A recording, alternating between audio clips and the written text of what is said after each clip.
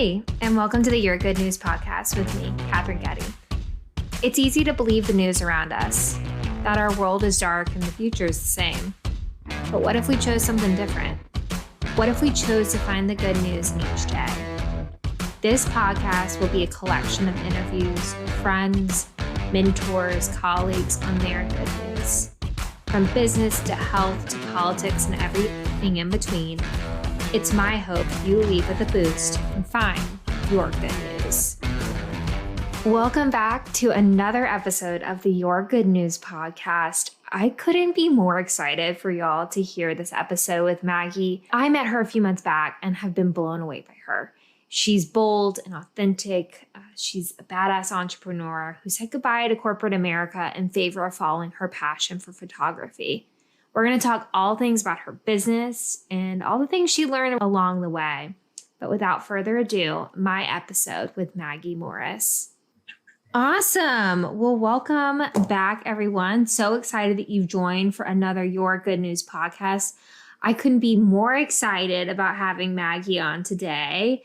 I know I read a little bit about her. So without further ado, my interview with Maggie. Maggie, how's your day going? How are you? What's up, guys? I'm so excited to be here. Katherine is a gem, as I'm sure you all know. And my day I didn't pay her to say that. No, she didn't actually. She did buy me dinner though, but that's not why I said it. Yeah, day's going well. Day's going well. Biggest complaint is shortly before I hopped on here, I spilled a tall glass of cold water all over myself, but we have since recovered. So I'm doing pretty good. We're on the up. We're on the up. Yeah. I know you got to take the good with the bad, right? That's what we're going to say today. That's it. That's it, sis. All right. Well, I always start the podcast with this question. Maggie, what is your good news? It can be personal, professional, life. I guess that would be personal. You take it as you want to. Okay. Well, I'll start with my small snippet of good news. So this weekend, I went out on the town, as one does, except I don't really do this because I more enjoy like going out on the couch. Yes. Under Similar. a blanket. Similar. Yeah. Yes. Mm-hmm. But I went out on the town with my girls and, as one does, we're drinking, we're dancing. And then all of a sudden I spot something on the ground and I lean down to pick it up and it's a $20 bill. Wow. Honestly, That right there, that's my good news. Okay. So that was like my small good news. And I was too excited about it. And Katherine, guess how I spent the $20? Please tell me either on your cab ride home or more drinks. Yeah. That's exactly all the above. But like it made me feel like the drinks were free, So anyways, that's my little good news. My big good news is Friday is my last day in corporate America because I have put my 2 weeks in and I am taking my photography business full time, baby. So I'm pretty jazzed about that. I mean, I feel like both of these, it's like finding the $20 is like finding the good in the little things that happen to us. And then like finding the good in like scary ass things that we do. Because I mean, that's like such a big accomplishment you've started a business, how did you prepare for that leap? I feel like it's kind of something we never ever feel ready to do something like that, but you're doing it. So talk us through that whole process for you. I still don't feel ready, but I'm doing it. Messy action.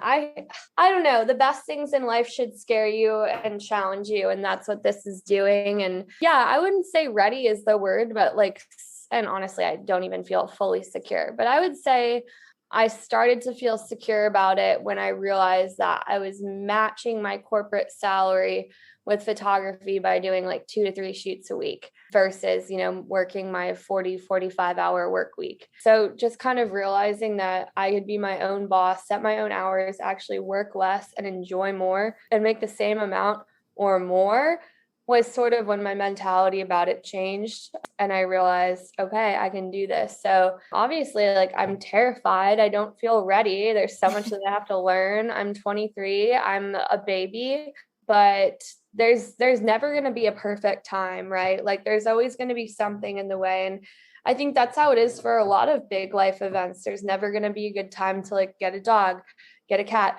have a baby, get married, move across the country. we are always going to make up excuses for ourselves. And it's unfortunate because like that's how a lot of people stand in their own way. And I guess I just got really tired of standing in my own way and being jealous of all these entrepreneurs out there, like making their own hours, doing their own thing. And I found myself judging them, being like, these people are crazy. Like corporate life is more secure. And then I realized like the reason I was judging them was because of that jealousy. Yeah. And if I could do it, then I should. Also, I don't know why my computer is dinging. It's because my brother has a broken arm. So he just texted in the family group chat. They gave me morphine. Great for him. He's feeling better. Yeah. He's just so you guys all he's getting modern medicine is good.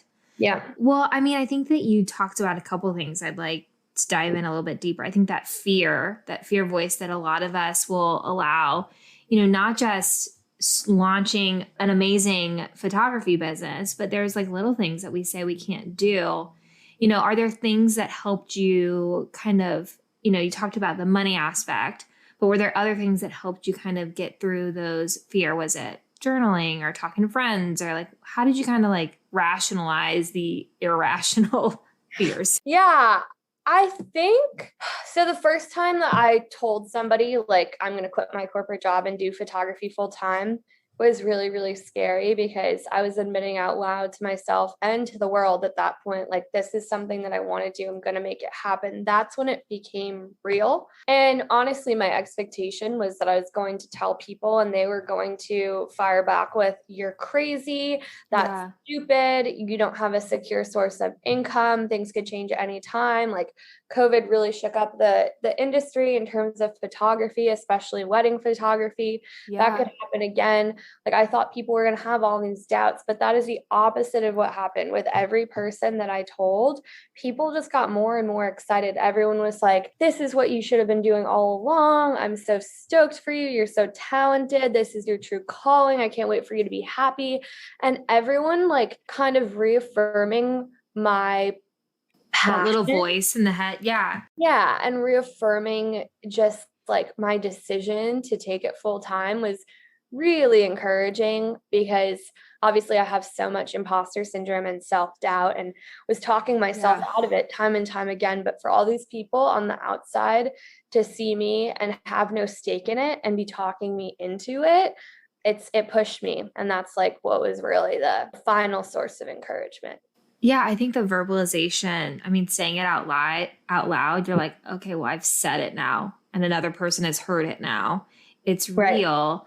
I think it's the standing in our own way. I mean, there's so many times, and it can be little things of standing in our own way. It's like, we know, we want to go on this trip, but we're like, we're not going to save that $20 extra. It like adds up over time. And how you talked about friends helping, verbalize it out. Were there ways that you kind of talked and said, okay, I'm not going to listen to this voice anymore that's saying I shouldn't do it. It's not secure. Don't want to do it.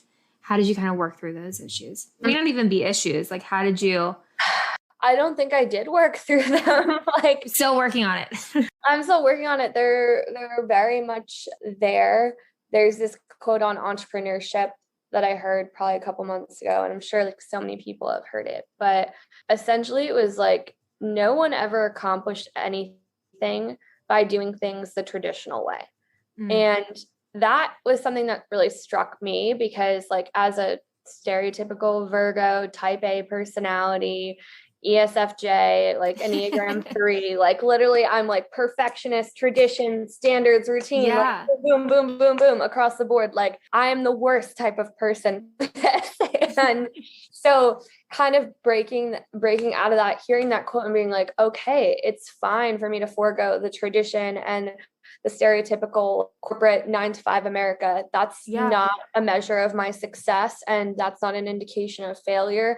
In fact, I actually will be able to achieve more. Like all the greatest people, all the greatest innovators, did something different, whether it was they dropped out of college to pursue their business, or, they quit their crazy 6-figure salary job because they had an idea. Like you just hear about all those people and they kind of went against the grain. And so I think whenever I have those little like itches of doubt or like waves giant tidal waves Yes, of doubt, I sort of just like remind myself of that quote, and that it's worth the risk because I could be, building something great here.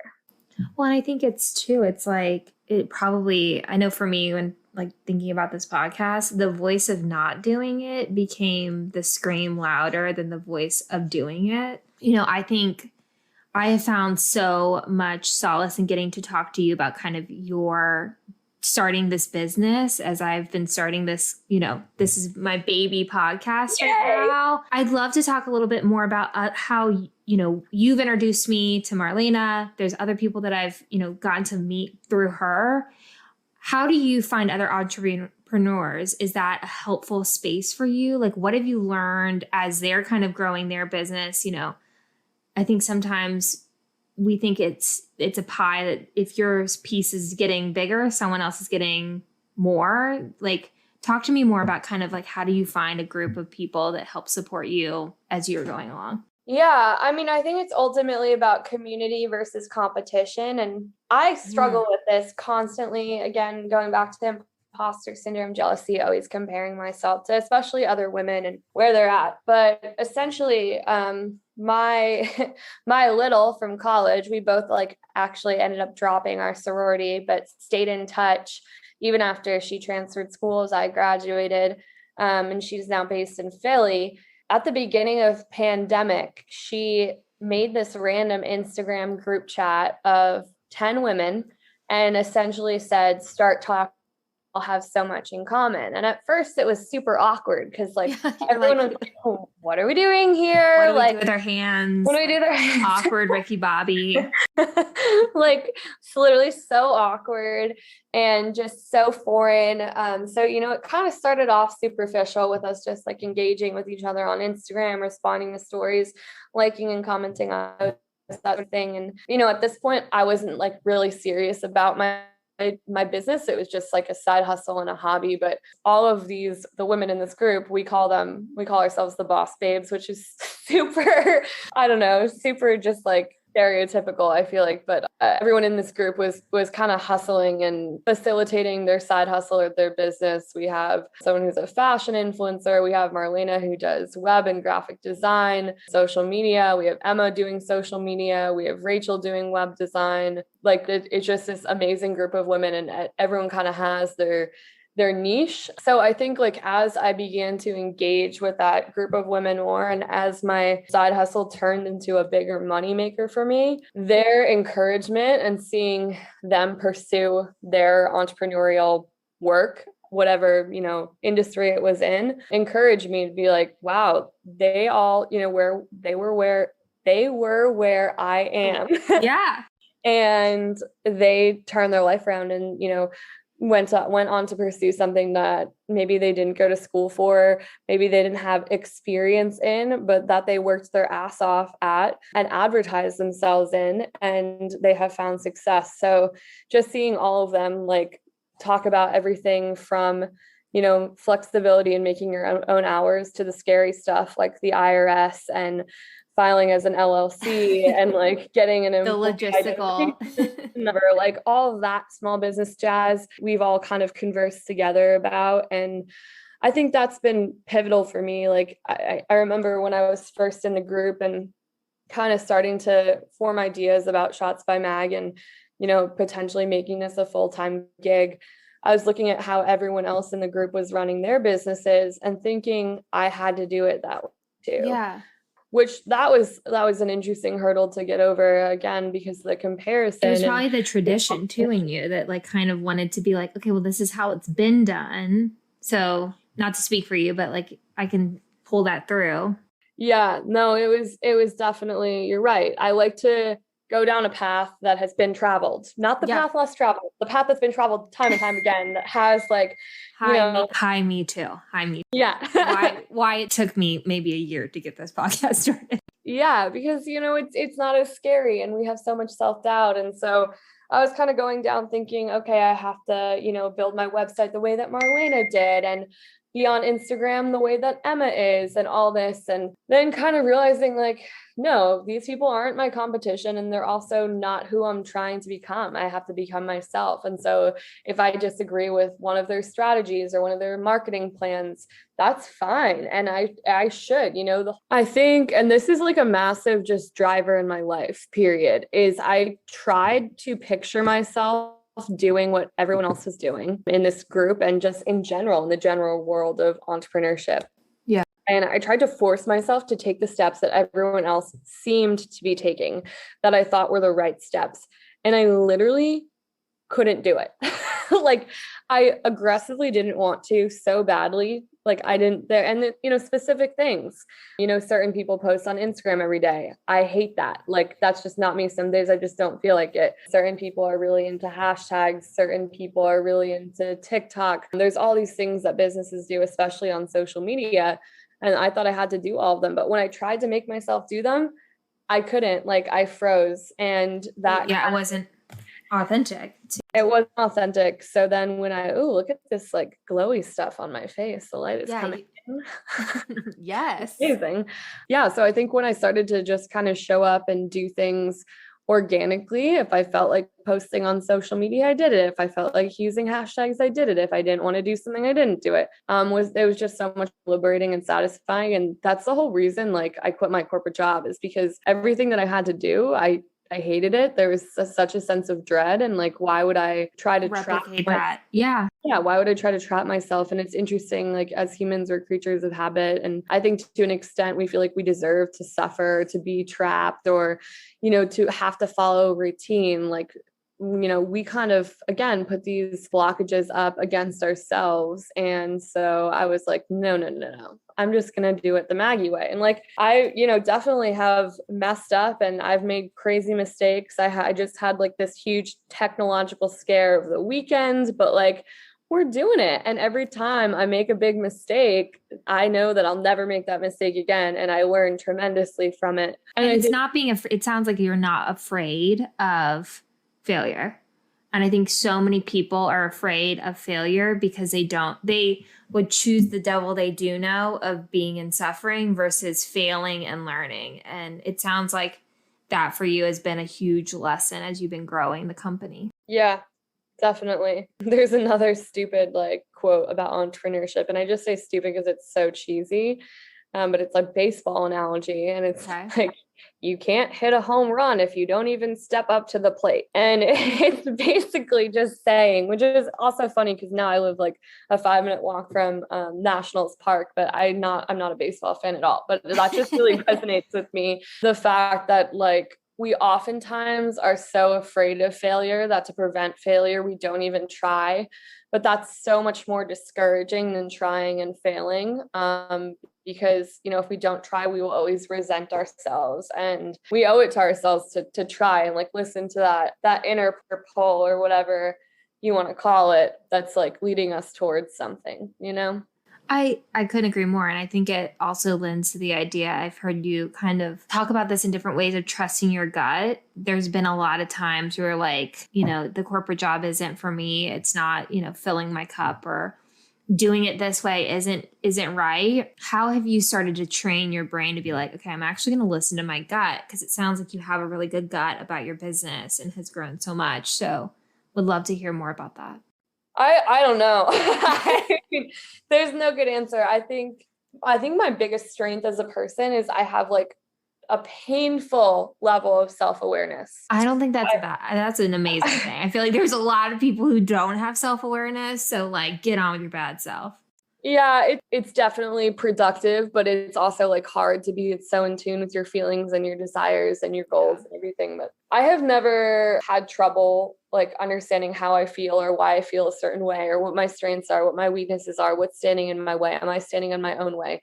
When I mess up, I call myself out on it immediately. Like growing up, my parents never grounded me, A, because I was a saint, and B, because my self-inflicted mental punishment was always so bad. Yeah. And so I think at some level like that my self-awareness was just so strong and my inner voice was just so strong. Like I could not burying it because it's exhausting not to listen to yourself and exhausting not to listen to your body. It's very upsetting. It goes against, everything that you are. Like me saying, I hate corporate America, I hate 9-to-5 life, and just showing up and doing it every day and abiding by the success measures and the metrics and the rules and regulations was literally sucking the life out of me because none of those things were important to me. None of those things were passions. None of them were fulfilling me. And so the more like down I got, the louder that inner voice was saying, you just got to go for it. And so that's what I did. I mean, I think that's amazing. And I think like there's so many little nuggets that I hope people can like hear and listen to over and over, because it's like so many of us are sinning in our own way. So many of us are afraid of the failure. So many of us, don't trust our gut or aren't authentic, thinking we have to do it one way. So lots of little nuggets today, Maggie. I'm going to switch gears a little bit. Okay, let's do it. Okay. As a photographer, taking photos can be such a personal action. I know when full disclosure, Maggie took amazing headshots of me. Check out my Instagram. And I was terrified. I had put it off for so long. I think that my LinkedIn headshot was when I was 21. That would be 10 years ago. So baby Getty needed to be retired. And the actual human that I am today needed to be in the photo. I felt really nervous going into it. And you have such an amazing way of making people feel really comfortable in the beginning, like from the jump. How have you kind of tuned those skills? Because I feel like you're really great at it. Well, thank you. I just got emotional. I mean, this is going to sound really bad. That's the one part that I have never had to try at. Like, photography itself, the art, the technique, the skill set, the editing, the equipment, the business side of things, that has been a crazy learning curve. And I so much that I have to grow in and improve upon. But the people, that's been my MO this entire time, because the whole reason I got into photography, you'll like this. I don't even know if I've shared this with you. The whole reason I got into photography was because in high school, my mom would show up with her, DSLR, her nice camera, do all of that, prom and homecoming pictures and whatnot. And she would always snap photos just like all the other moms, except for her, it wasn't about me looking a certain way or the photos turning out quote unquote good, because she just thought I was beautiful and the photos were beautiful no matter what. And that's awesome. And thanks, Mom. Thanks, Mom. I really appreciate that. She was in your corner and is always. She was in my corner, and she, she thought that basically everything that I did and every way that I looked was beautiful and perfect in its own right. And I respect that wholeheartedly, but also as an insecure 15, 16, 17-year-old, seeing photos where I wasn't smiling or my eyes were closed or she didn't tell me to suck in, all this dumb shit, right? And now I know that's not what makes a good photo, but at that time, to me, those things were important. I wanted to see a photo of myself and be like, hell yes, that is me. I feel 100% Maggie. I look 100% Maggie. I am so excited with the way these photos turned out. And so essentially, I explained this to my mom time and time, and she was just like, you know what? Why don't you just take the camera? Why don't you just do it yourself? And I was like, okay, bet. And so I literally took the family camera. I decided it was mine. And I took all the stuff that they had bought for it. My dad, bless his heart, he's the type of person where when he decides that he has a hobby, he goes full send. I love this. Full send. One time he decided he was going to get into astronomy. He bought 3 several $1,000 telescopes, set them up in the garage. When he decided he was going to be a cyclist, not one bike, 10 bikes, all different types. So he had gone full send getting the family camera, with multiple batteries and all these memory cards and an external flash and a tripod, multiple lenses, whatever. So I just took all that shit and made it my own. I was like, no one else can use this because y'all don't know how. And so in those days, the camera wasn't very good. It was from 2010 at that point. And I didn't know what the hell I was doing, but I brought it to college with me because, again, I had claimed it as my own. And I started just like taking headshots of people because people were like, oh, you have a nice camera. Can you take headshots of me? So that's actually where I got started. But, I think it all just goes back to like the whole point I got into it was because I felt insecure posing in front of a camera and I wasn't happy with the way that I looked after. I didn't feel seen. Yes. And so my whole thing that I like to tell my clients is like, everyone deserves to feel beautiful and seen. I want to help you do that. So for me, it's so amazing to like have clients get their photos back and see them and be like, wow, like I have never felt so me, I have never felt so perfectly captured. Like these photos are me and I look so happy and I'm so excited about them. Like I feel so energized. I feel so heard. Like that fills me up like no other. And that is kind of what drives me. So that part, the making people feel comfortable, is simply because I know what it's like to be in their shoes. And I never want anyone to feel that way. Well, now I'm emotional because I think that was one of the first things I texted you when I like saw you sent me like a few of the photos that night. And I like sent it to my mom and I was like, I actually feel like I've been seen for the first time in like a really long time. Like I would be the person that whenever it was photo time, like I would run. Like I would like actively, I don't have photos from my 20s. Maybe that's a good thing. We will never know. But I think that that's such an important thing for people to realize is that photos can really be a way for you to capture a moment and capture who you are in that moment. And it doesn't have to be like, I think in my mind, I saw it as a report card. And I think after we took photos and we talked through, I was like, oh no, this is just like who I am right now. And that's cool that I have those photos to like celebrate that. And so I think that that's a really, really cool thing. So people, get your photos taken by Maggie. You need to meet her like immediately. This is awesome. I'm feeling very gassed up. I want to touch on something that you just said, how you felt that the photos were a report card of sorts, and that's why you kind of put it off for so long. I hear this from a lot of people who like will submit inquiries and then back out. Everyone says like, I'm not ready. And I think the most common thing that people will say, specifically women, is let me lose weight first. Like I literally had a headshot inquiry this weekend and I sent some sample work and they're like, this is great. I sent pricing. This is great. And then I sent dates and she was like, oh, no, those are all way too soon. And I go, oh, well, like I have, alternative dates I can offer you, sent later dates. And she goes, still too soon. And I'm like, well, when's a good date for you? And she goes, I don't know. I have to lose a bunch of weight first. And that just, that pains me so much. That makes me so sad because you don't need to like get ready or look a certain way or be a certain way or have accomplished something, or even like, we could go further. A lot of people think that they can only get photos if they have a significant other, if they're engaged, if they're married, if they have children, if they have a family, if they got a promotion, if they graduated. No, that's bullshit. You don't have to wait for some timeline, some award, some recognition, some like life moment. Literally the way that you are right now is how you are, and it's awesome and it's perfect. And like you don't want to look a way that you're not. Like you want to be captured authentically and you want to love that, because that's also why I don't retouch my photos, because I feel like I want people to look at photos and have them be an accurate representation of what they actually look like, obviously in their most beautiful, like shiny sparkly light. And I'm gonna make people look good. It's what I do. But I think it ties in really closely to self-esteem and like 1,000%. You need to look at a photo and say like, I look good. I am beautiful. Like and whatever, affirmations you want to add on to that, because it's way more than just physical. But yeah, at this point, I'm just going down a whole tangent. But no, and I think we could have an entire separate podcast about the things that we tell ourselves about what photos need to look like. And I know like when I came that day, I wasn't in tip-top shape. Like I wasn't feeling great. Mom, Dad, don't listen to this part. I was wicked hungover that day.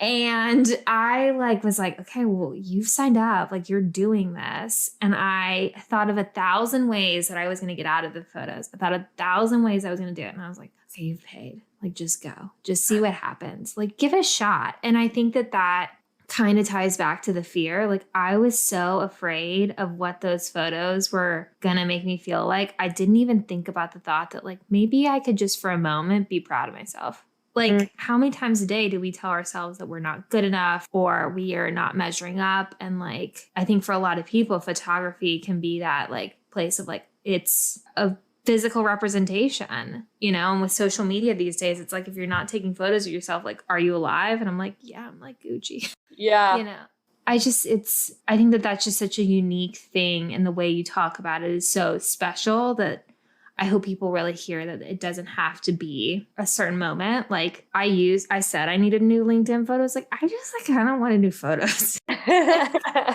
Full disclosure.